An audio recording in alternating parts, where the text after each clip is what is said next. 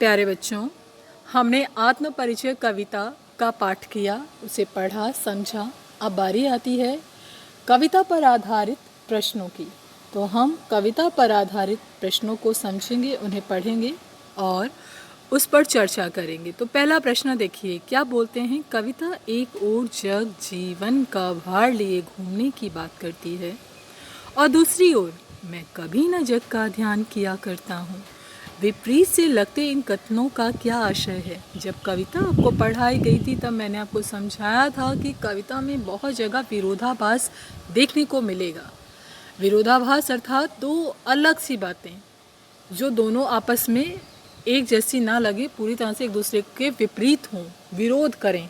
जैसे मैं निज रोदन में राग लिए फिरता हूँ, शीतल वाणी में आग लिए फिरता हूँ। ये जो बातें हैं वो विरोध प्रदर्शित करती हैं, मतलब आपस में उन दोनों का कोई तालमेल नहीं दिखता। दोनों ही कथन एक दूसरे से पूर्णतः अलग दिखते हैं। वैसे ही यहाँ जो प्रश्न में पूछा गया कि जग जीवन का भार, उसके बाद मैं कभी न जग का ध्यान, इसका अर्थ है, कवि कहते हैं कि मैं पूरी तरह समाज से विमुख नहीं हूँ। मुझ समाज में क्या चल रहा है, क्या समस्याएं हैं, क्या परेशानियां हैं, उन सब चीज़ों से मैं रूबरू हूँ। मुझे उन सब का पता है, उन सभी का हल भी मैं चाहता हूँ। लेकिन मैं कभी न जग का ध्यान किया करता हूँ। लेकिन कभी भी मैं अपने फ़ायदे के लिए अपने अनुसार संसार को नहीं लेता, या किसी तरह से जब वो कहते हैं कि जग पूछ रहा उनकी जो जग की काते, वैसे वो कहते हैं कि मैं अपने हित के लिए, या मैं अवसरवादी नहीं हूँ कि संसार को अपने अनुसार इस्तेमाल करूँ या उसका उपयोग करूँ। मैं जग जीवन, लेकिन ऐसा भी नहीं कि मैं संसार से पूरी तरह से अलग हूँ। मैं संसार में हो रही गतिविधियों, उनकी समस्याओं, उन सभी को पूरी तरह से जानता हूँ, समझता हूँ। मैं अनभिज्ञ नहीं हूँ किसी भी परिस्थिति से।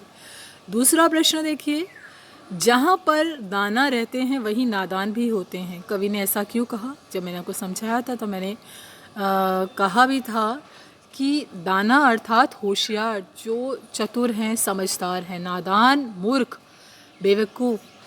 तो यहाँ किस तरह की बात कि संसार नश्वर है, ये शरीर नश्वर है, उसके बाद भी मनुष्य इसे सजाने संवारने या इसे धन एकत्रित करने में ही अपना जीवन व्यर्थ कर देता है। तो क्या ये संसार नादान है, मूर्ख है? तो वो यही चीज़, यहाँ दो शब्दों का भली भांति अर्थ समझ के रखिएगा।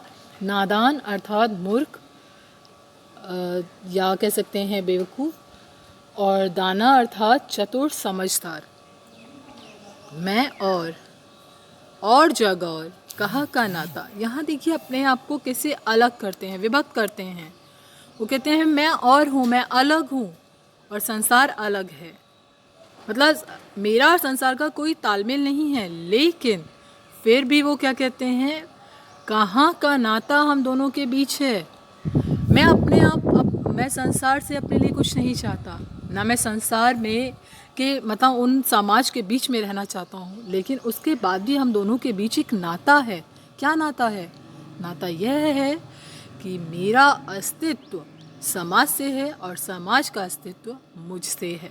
मेरे से सब लोग मिलकर ही एक समाज, एक देश का निर्माण करते हैं, इस जग का निर्माण करते हैं, और मैं उसी जग में अपना अलग अस्तित्व भी प्राप्त करता हूँ। अगर मैं इससे अलग हो जाता हूँ तो मैं कुछ नहीं हूँ, और इसी में रहकर ही मेरी अपनी पहचान बनती है।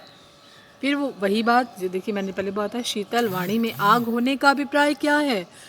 कवि कहते हैं कि मैं अपने विरोध को प्रदर्शित नहीं करता, लेकिन ऐसा भी नहीं कि कोई मुझे पर अन्याय करता रहे या शोषण करते रहे और मैं उसका प्रतिकार ना करूं।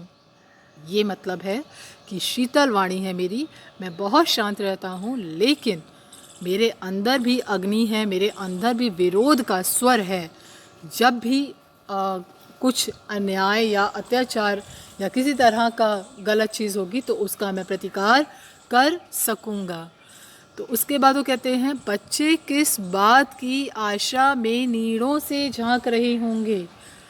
ये हमें एक गीत कविता का प्रश्न है, तो उसको भी हम यहीं हल कर लेते हैं। बच्चे अपने माता पिता की आने की राह देख रहे हैं कि वो आएंगे, उनसे वह अपनी बात करेंगे, वो उनको कह सकते हैं उनको आलिंगन करेंगे, उन्हें प्यार करेंगे और उनके लिए बहुत सारे कहते हैं कि माता पिता एक संरक्षण होते हैं। उनके अभाव में बच्चा अपने आप को कह सकते हैं असुरक्षित महसूस करता है। जब माता पिता आ जाते हैं तो उन्हें लगता है उनकी दुनिया आ गई उनके पास। इसी लोग कहते हैं बच्चे प्रत्याशा में होंगे, मतलब आशा में होंगे किसकी, अपने माँ बाप की, कि वो आएंगे। नीड़ों से मतलब घोंसलों से इसी उम्मीद में झांक रहे हैं कि जल्द से जल्द उनके माता पिता आ जाएं।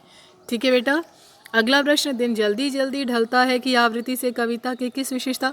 जल्दी जल्दी में पुनरुक्ति अलंकार, जल्दी जल्दी में हम कह सकते हैं कि अनुप्रास अलंकार, जल्दी जल्दी समय की तीव्रता को बताता है, जल्दी जल्दी अर्थ की गंभीर्य को व्यक्त करता है। ठीक है, तो आज का वीडियो लेसन यहीं तक।